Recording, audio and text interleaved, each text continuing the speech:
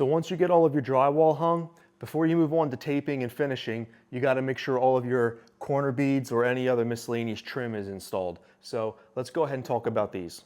The three most common corner beads you're going to encounter are metal beads, plastic corner beads, and these paper wrapped metal beads, no coat beads, sometimes they're called.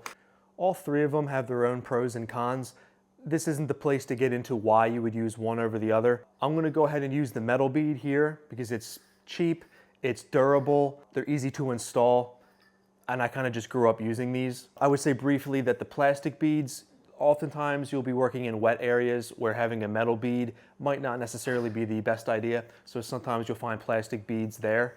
And then these no-coat beads, I feel like it's just a preference thing. Put a bunch of mud down the corner and then you embed this into the drywall joint compound on the wall, and then tool the excess off with your spackle knives on the side.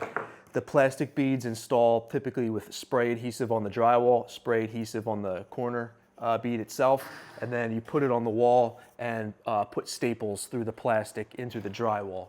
And then the metal corner beads, normally they're just screwed on. Typically corner beads are sold in either 8-foot lengths or 10-foot lengths. I bought an 8-foot length, obviously this is an 8-foot wall. If you need to trim it, you just use a pair of tin snips and trim it off. But you're pretty much gonna stick this right on the corner, and you wanna make sure that you push it on evenly. You don't want it rocking one way or the other. And just like when you install crown molding, you can kind of feel when it's sitting on the wall and the ceiling right. You'll know when a corner bead is pretty much sitting on there right. So even pressure, and then you go ahead and put screws in these smaller holes on the outside of the bead.